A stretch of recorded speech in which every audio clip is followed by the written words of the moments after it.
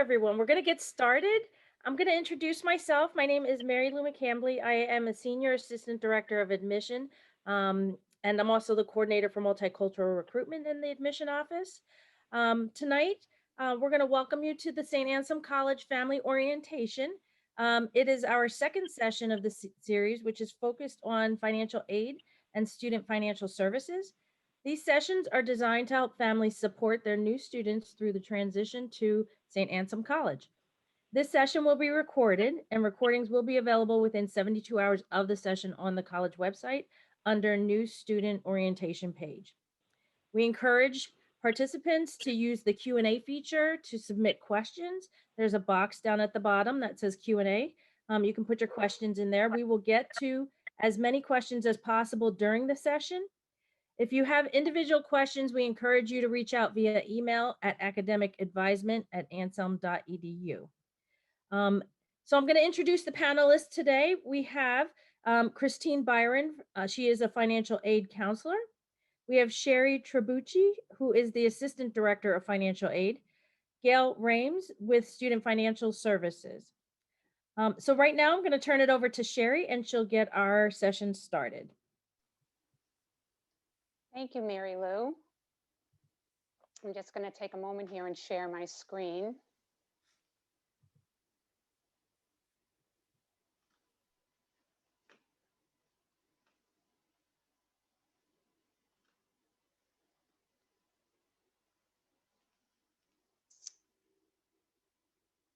Hold on just 1 second.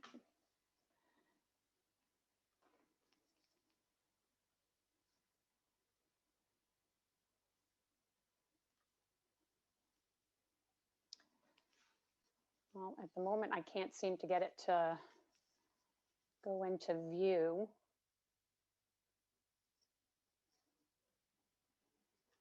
There we go.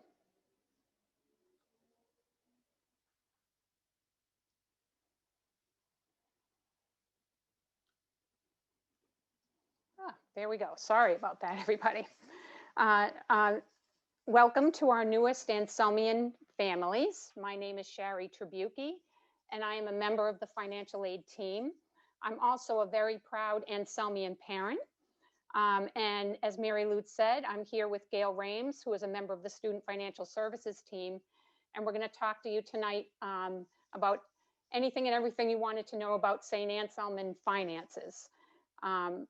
This presentation, there are two booklets that are very particularly helpful regarding finances that are available on our website, and those are Making the St. Anselm Experience Possible and Understanding Your 21-22 Financial Aid Offer.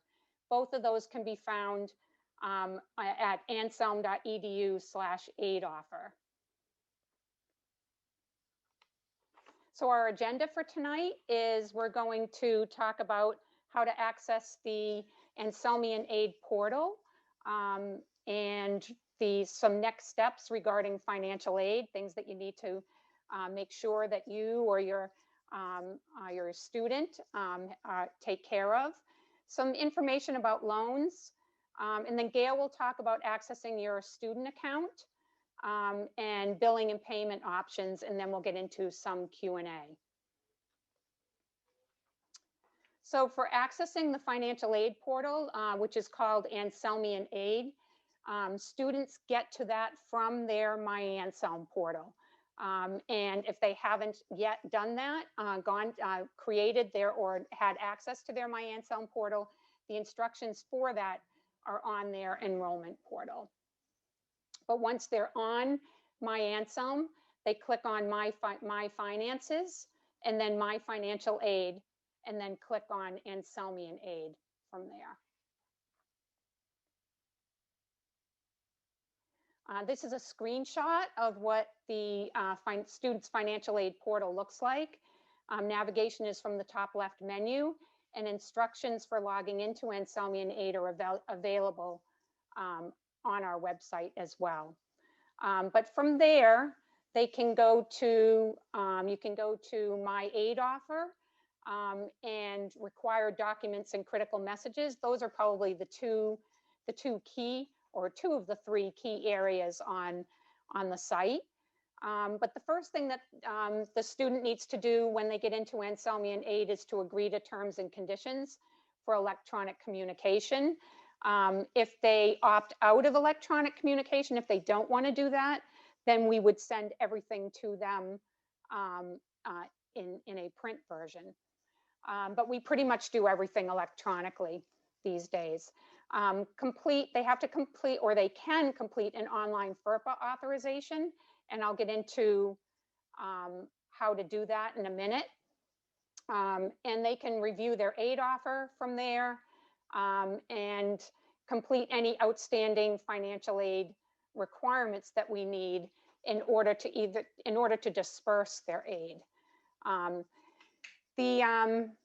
We just want to mention too that most of our communication to the student these days is through their St. Anselm email address. We will occasionally send a text to the student, but primarily it's going to be through their St. Anselm email address. And just a reminder too that they should start to look at any outstanding items and complete those as soon as possible, because a delay in submitting those documents could mean a delay in processing and disbursement of their aid. There is, even for those who haven't applied for aid, they might even have just a simple requirement to submit to us a copy of their Social Security card, because our systems require a Social Security number in order to disperse their financial aid, even if it's not anything but, for example, their a merit scholarship. So the FERPA authorization, FERPA stands for Federal Education Rights and Privacy Act. As enrolled students, we can only speak to the student regarding their financial aid and bill unless they grant us permission to speak with others. And this on the Anselmian Aid portal is an authorization that they can fill out to tell us who else they would like us to be able to speak to regarding their financial aid and their bill. This FERPA authorization only covers financial aid and billing. There is a school-wide FERPA that can be done with the registrar's office. That is for anything to do with permission to speak to any other department on campus, including the registrar, the dean's office, and anything to do about their academic record.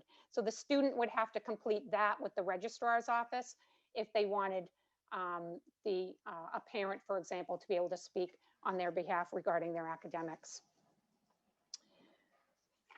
So the way to get to, once they're in the Anselmian Aid portal, from the top left menu, they would click on online FERPA authorization, and then click on the link down below to FERPA online authorization, and from there complete that application or that form.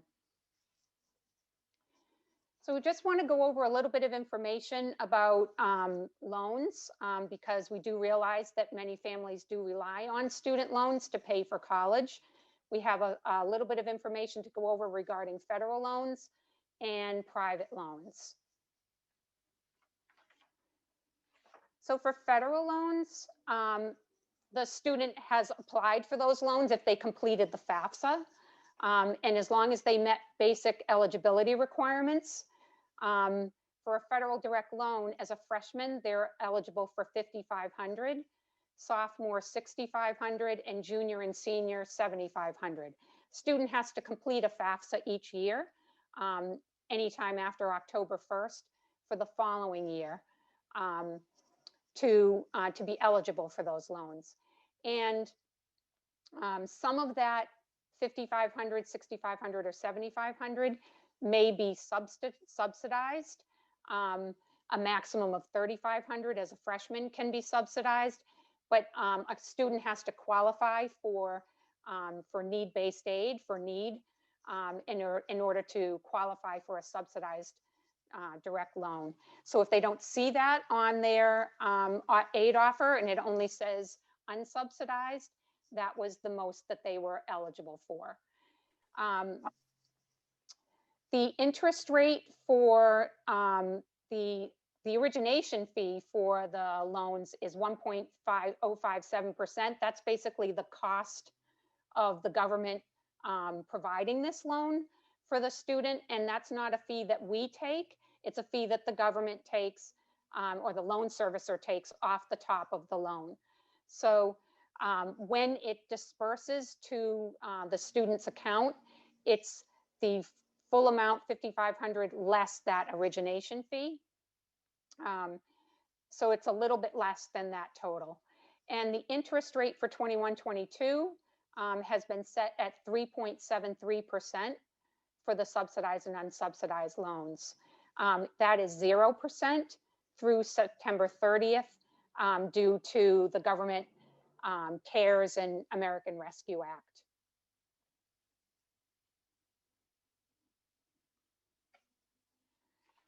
A subsidized loan is one that is, like I said, need-based. The government pays the interest while the student is going to school.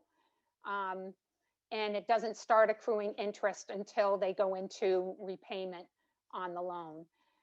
Interest accrues on unsubsidized loans as soon as we disperse the loan to the student's account. So we do advise to look out for that and to pay the interest accruing on the loan, at least at a minimum, the interest while the student is in school. If they don't pay the interest while they're going to school, and once loan repayment begins, any outstanding interest is what we call capitalized, which means they pay interest on their interest. So it makes for a more expensive loan if you don't do that. For first-time borrowers, a student must complete 2 requirements. One is the master promissory note, and the other is direct loan entrance counseling.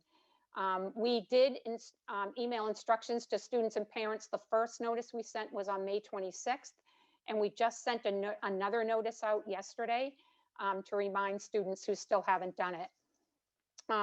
Those 2 things takes about 30 minutes for the student to complete the entrance counseling.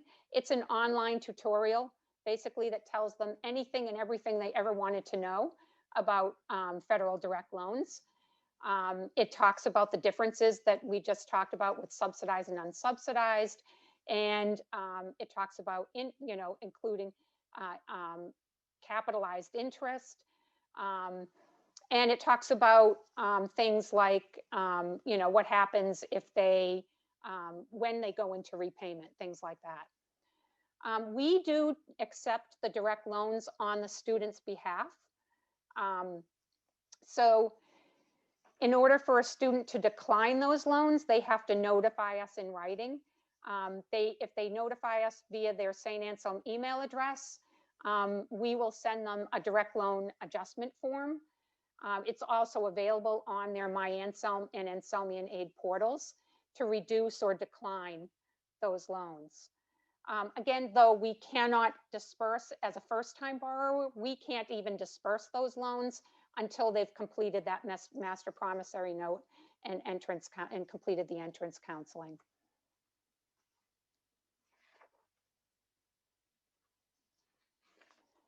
There's also federal direct Parent Plus loans. If a parent is interested in applying for a Plus loan, they request it on studentaid.gov by logging in with their parent federal student aid ID and password. And if they're approved, the parent borrower must complete a master promissory note. The parent notification of approval or decline of the loan is immediate. If the loan is denied, the parent has the option to either accept the denial, appeal the decision, or pursue an endorser, which is a cosigner. If an endorser is pursued, the parent borrower must also complete Plus loan counseling. If a parent applies for the Plus loan and is then denied and accepts the denial, those students can be eligible for up to an additional $4,000 in unsubsidized loan. Our office is notified by the Department of Education of completion of students' direct loan requirements, as well as Parent Plus loan applications. Approved Parent Plus loans will be reviewed, and if we have any further questions, we will reach out to the parent borrower. Once the loan is added to the student's financial aid, we will notify the student and the parent borrower. And on this slide, I also give you information about what the current interest rate is for 21-22. It's 6.28% for a Parent Plus loan, and the origination fee is 4.228%. Again, taken off the top of the loan before we disperse it to the student's account. So in addition to federal direct loans, students and parents have the option to apply for private loans. Families may choose their own individual bank or lender, or research and apply for private loans through either the Credible or Elm Select websites. Both of those links are available on our website under tuition and financial aid, types of aid, if they go under the private loan section. Student private loans do require an eligible cosigner. The interest rate that a student or parent receives is dependent on the FICO score of the borrower, of the cosigner, excuse me, in the case of a student loan, or the parent borrower if a parent is doing a private parent loan. Once you apply for a private loan, the student must complete self-certification of the loan. We're notified via the Elm website of the loan approval, and we will then certify the loan on our end and add the loan to your financial aid.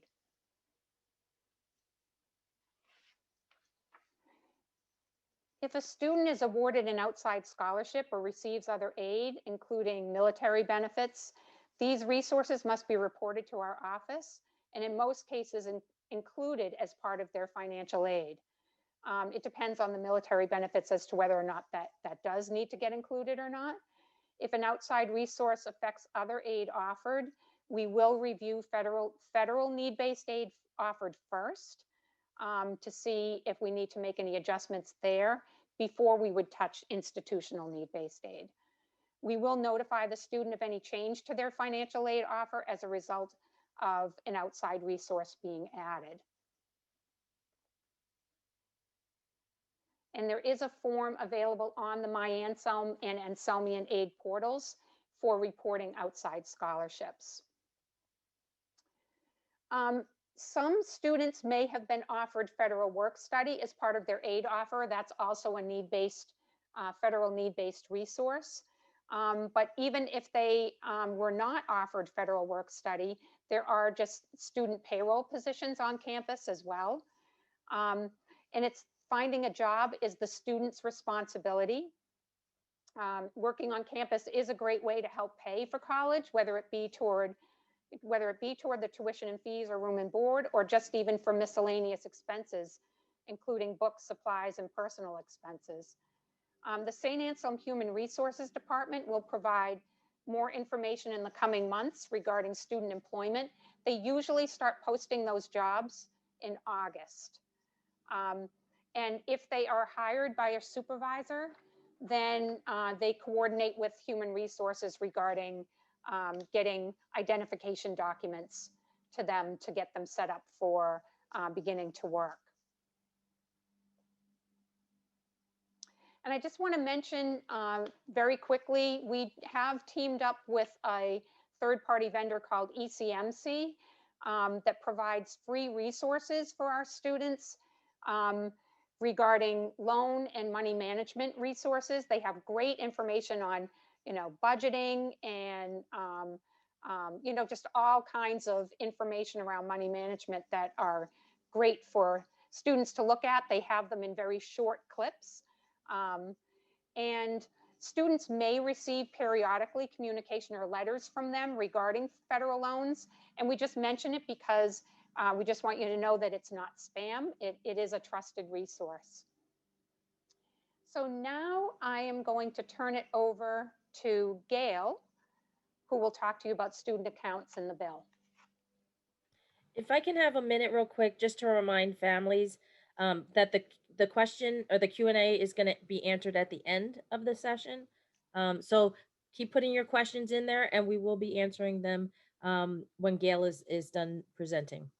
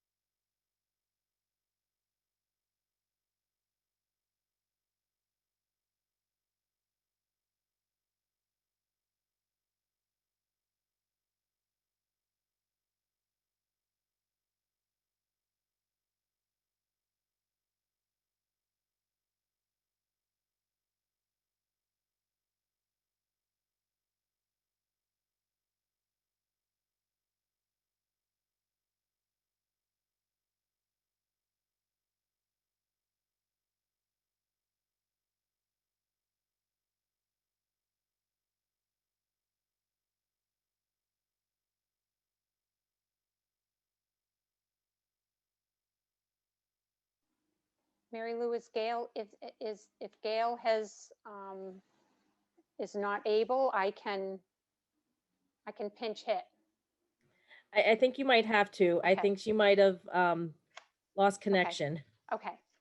I'll continue on regarding student financial services section. Important dates and deadlines. As you can see here, I went back too far. There we go. Bills will be distributed electronically by July 1st for the fall semester, and by mid-January for the subsequent semesters. Excuse me, by mid-December. And there is a monthly payment plan, and if you do opt into that, the first payment is due by July 15th for the fall semester. And for the fall semester, the balance due date is August 2nd. That means that everything has to be in place by that date. In other words, if there is going to be a private student loan added as well in order to help cover the balance, that private student loan needs to be applied for and certified prior to August 2nd, so that we know that that's coming in as well. Or if it's a payment plan that's being set up, that be set up before August 2nd. And there is a medical online waiver for the student health insurance that's due by August 23rd.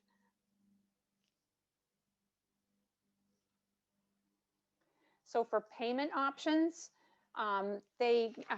Student Financial Services contracts through a company called Nelnet, and they will be, Nelnet, the Student Account Center will be sending an email to log in by Thursday, or on Thursday, and the student needs to review their account and give access to the parent regarding the account. So the student has access first, and then there's instructions for doing that, and then they have to give access to a parent in order for the parent to get to log into the account. If for payment options, obviously you can pay the balance in full by the due date, but you can also do either two forms of electronic payments. One is electronic payment by e-check, basically, or a credit card. And if you use a credit card, there is a 2.75% fee that gets charged in order to do that. We also will take check or cash, or enroll in the monthly payment plan by semester. Again, we did partner with Nelnet to provide online access to the student accounts and electronic billing, and students do invite others to access their accounts once they are logged into their student account. But it provides them with 24/7 access to the account. For monthly payment plans, Nelnet also helps us to administer the monthly plan. They're set up each semester, so there are 5 monthly payments per semester, and there's a $50 enrollment fee per semester to opt in with 0% interest. And you must enroll by July 15th for the fall semester and December 15th for the spring semester. And again, additional information will be forthcoming on how to enroll.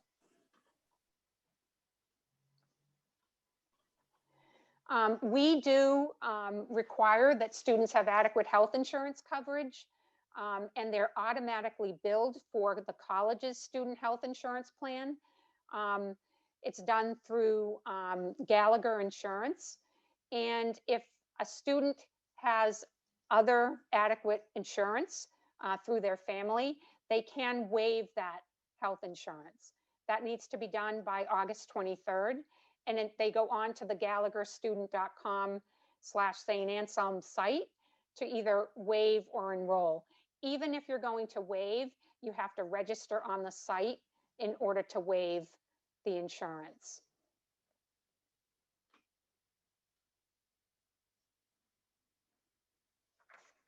So that is what I have. Gail is back on with us too. So if once we get to Q&A, if you have any questions for her on student accounts and billing, she can help to answer those questions. Here is our contact information for the Office of Financial Aid and Student Financial Services.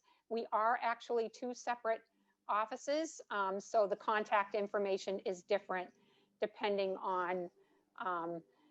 on which office, or whether we're talking about your financial aid or whether we're talking about the student's account and billing.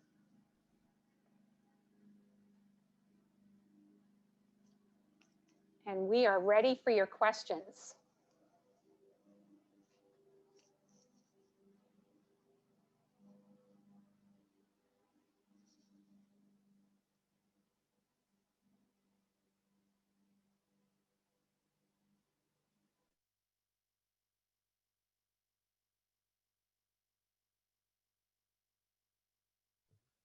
I apologize. I'm going to do the questions right now. So first question would be, when is deadline to apply for federal direct student loans?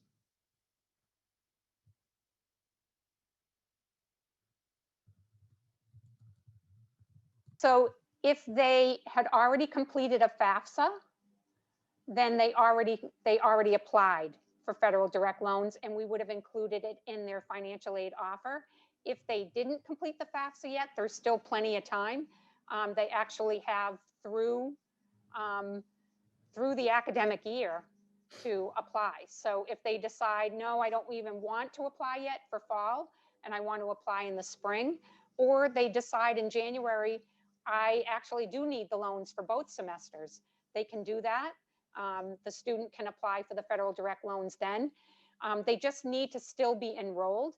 So after the spring semester ends and final exams have ended, then we can no longer accept an application for a loan at that point. Next question would be, what is Nitro? They send emails daily to help with aid, but want to make sure it is reputable. I have not heard of that site, so I couldn't even tell you whether it's reputable or not. It definitely does not come from our office, and it doesn't come from the Department of Education. Okay. Next question. My son got a scholarship from Dollars to Scholars, and they were going to address it with St. Anselm to match the amount. Do I have to do anything else? He should complete the outside scholarship form, which again can be found on the My Anselm portal or on the Anselmian Aid portal under forms, and submit that to our office. Even if he can either scan it or take a picture of it and send it to the financial_aid email address, and we will review it and add it on. Next question. Will we be able to get a copy of the slide deck? Yes, actually, we can include the slide deck on the orientation webpage, probably right next to the link for the recording for this session. Absolutely. This is going to be recorded as well, so you will be able to see the slides in the recording, but we can ask to have the slide deck included as well. Okay. What is the purpose of student health insurance waiver?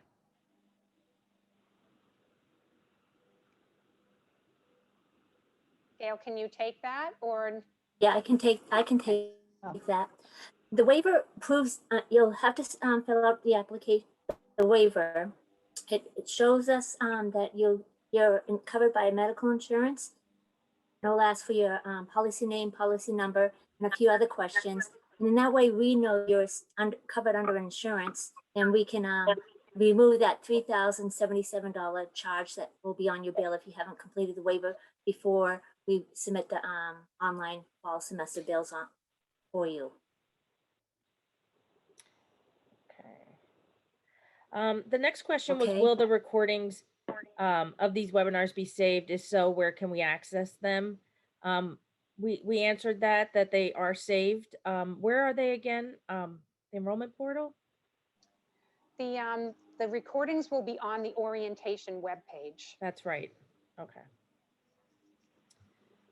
Next question, for the monthly payment plan, if that is not set up in July, oh, is that not set up in July for the entire year?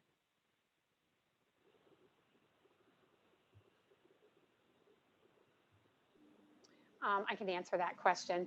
No, you can't set it up for the entire year. You can factor in what it's going to be for the entire year, but yeah, you do sign up for it each semester. So it's a 5-month per semester, 10 months that basically spread out for the year, but it's per semester. Okay. Next question, if my son is still a minor, age 17, does he still need to give us permission to access his information?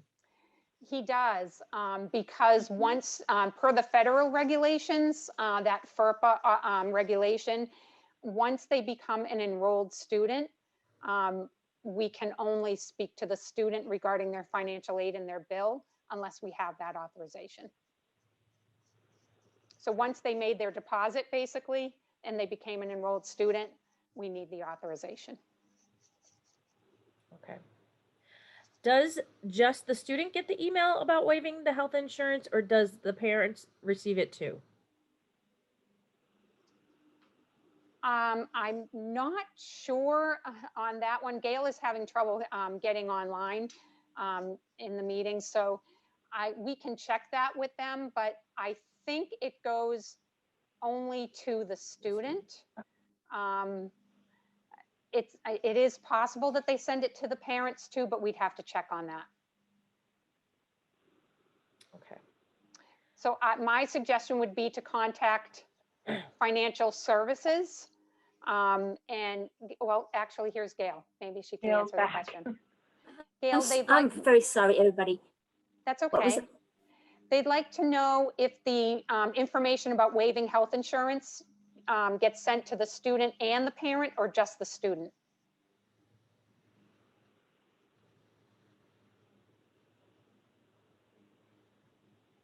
I don't. Yeah, I think she's. Yeah, if you Frozen email again. to financial_services, no, it's actually not even an underscore, financial services at Yeah. anselm.edu, they can answer that question for you. Okay, can you repeat the documents that were recommended to read and where to find presented at the beginning of the session? Yes, sorry, I probably did run through that pretty quickly. There's one booklet that was, the student probably got a copy of when they were first applying here at St. Anselm. It's a green booklet called Making the St. Anselm Experience Possible. And there's also the consumer information, which is called Understanding Your 21-22 Financial Aid Offer. Those are both on the main page for tuition and financial aid. If you just go to anselm.edu/aid-offer, you can get to those booklets. Okay. Can you pay a portion of the tuition in one payment and enroll in the payment plan for the remaining balance?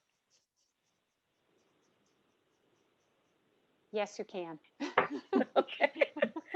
You Poor can Gail. set it up any way you want. You don't have to opt in for both semesters. You can do it one way for one semester and another way for another semester. You can apply for the Parent Plus loan, for example, or a private student loan per semester, or you can apply for it for the full year.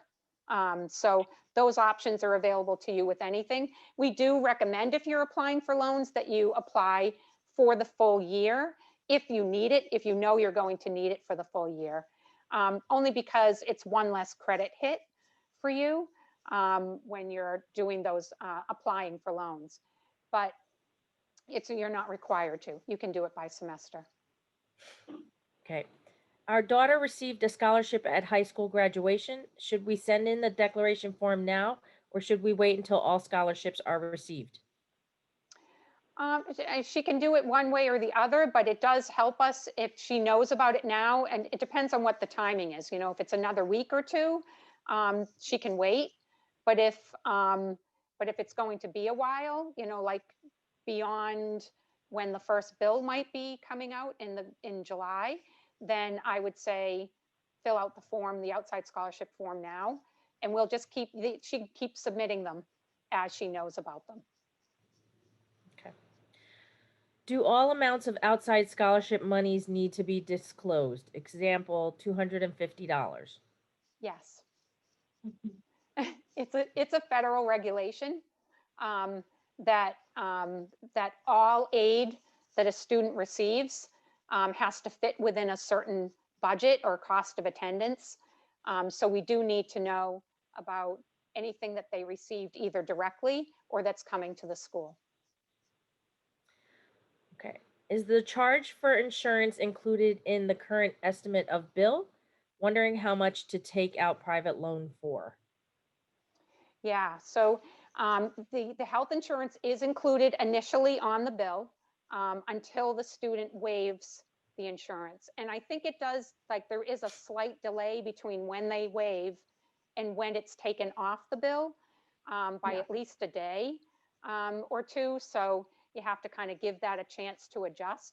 But if they contact financial services at anselm.edu or call the phone number, Gail and Sherilyn are more than happy to go through what the out-of-pocket balance is going to be without the health insurance or with, depending on what they're planning to do, and what the amount is that they should look at to apply for in a loan. Where can we find details about the student health insurance plan offered through St. A's? I don't see a specific plan for St. A's. Do we select a plan? No, there is only one plan.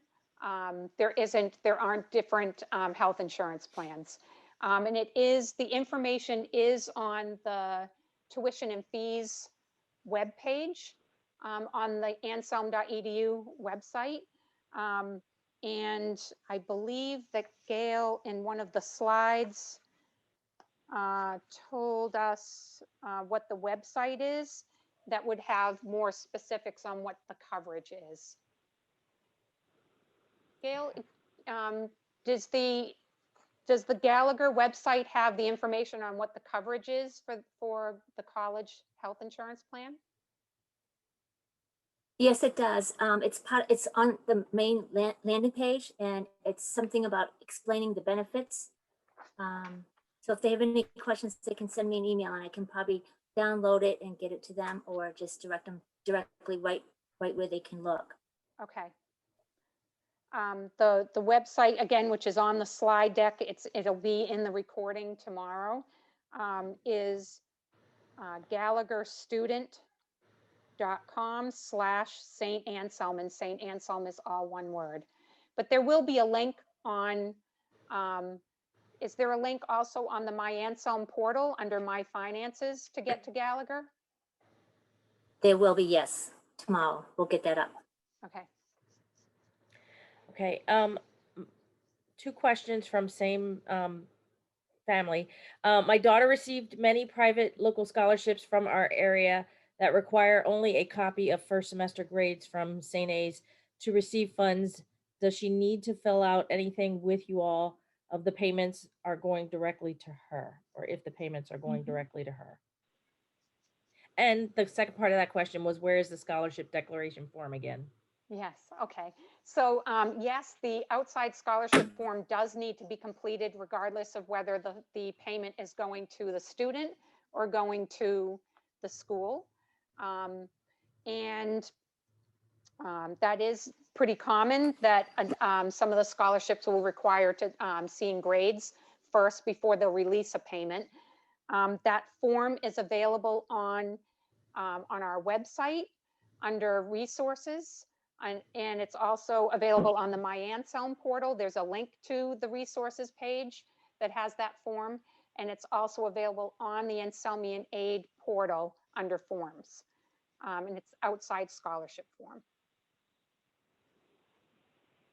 Was the cost of health insurance included in the offer letter as part of the tuition and fees?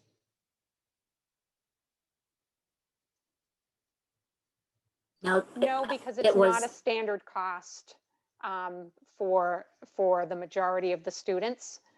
So it is not, it is not part of the standard tuition and fees. Many students waive the health insurance. Okay. When are most scholarships sent to the students?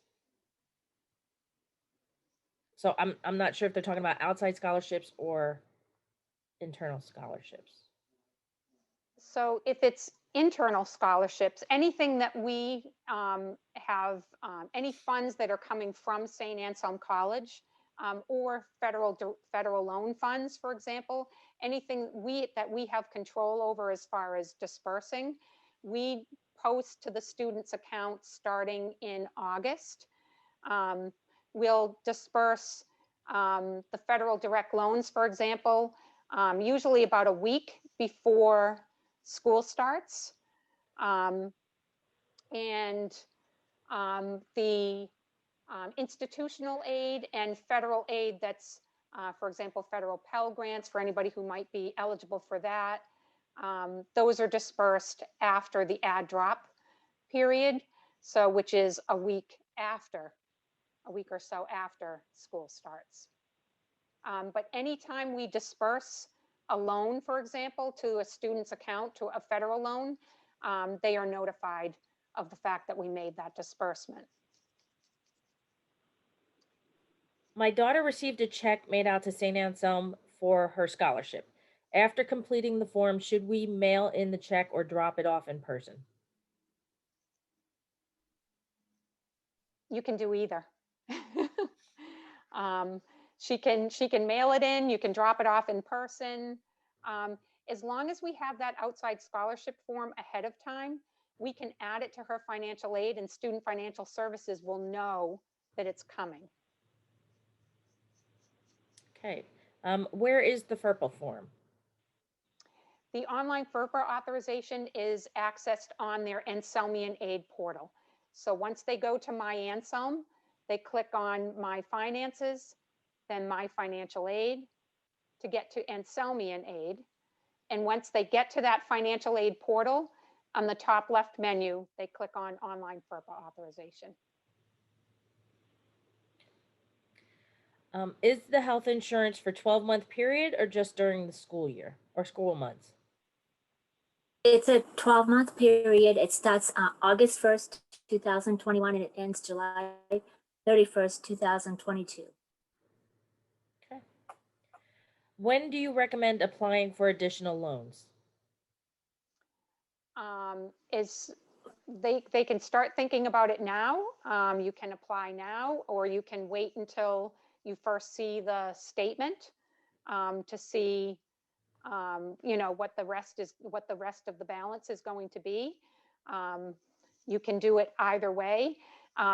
For example, applying for a Parent Plus loan is immediate. It's a 1 day, less than 1 day process, so that they know right away when they apply.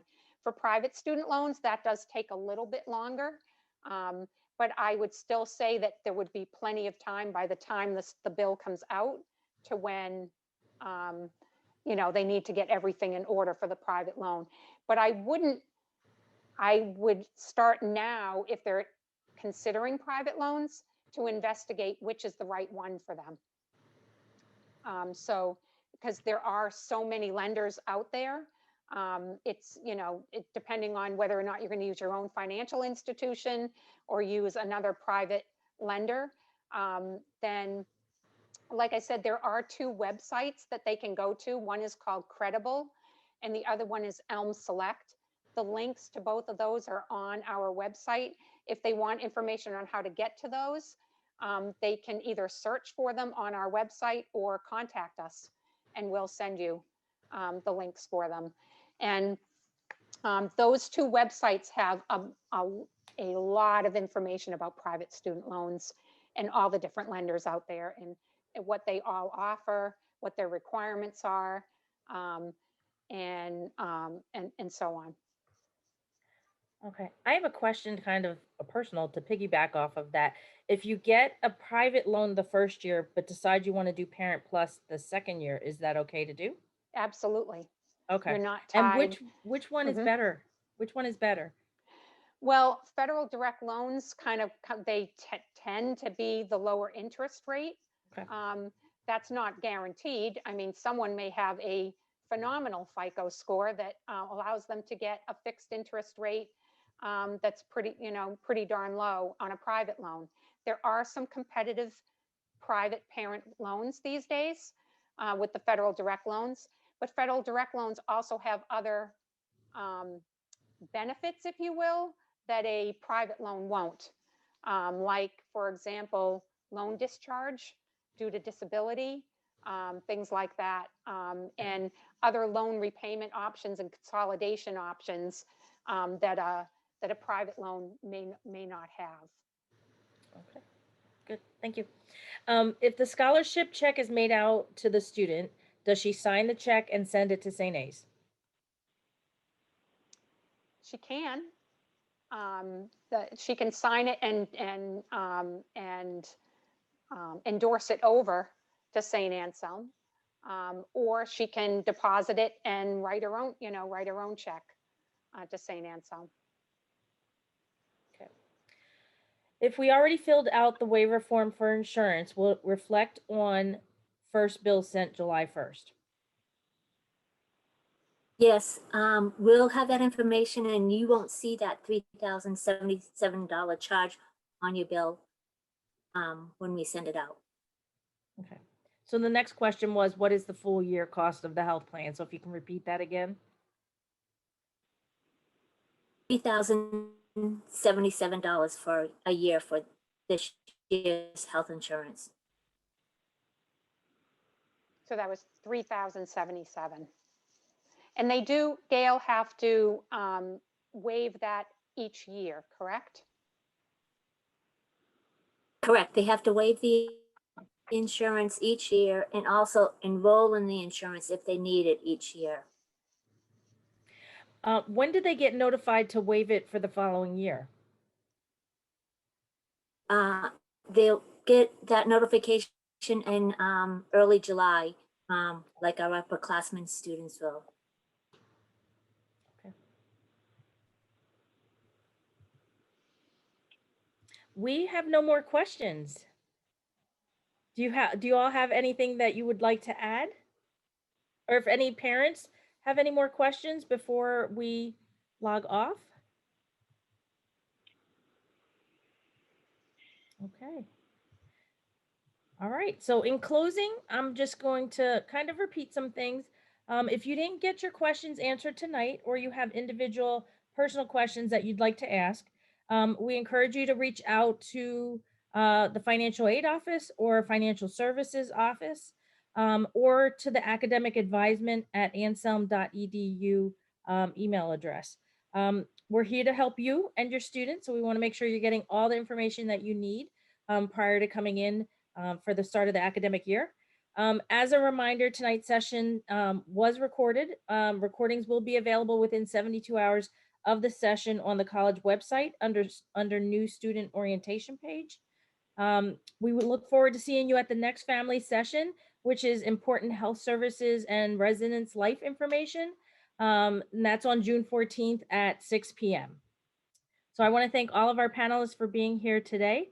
And we wish you all the best of luck in getting through orientation, and we'll see you all in the fall. Okay.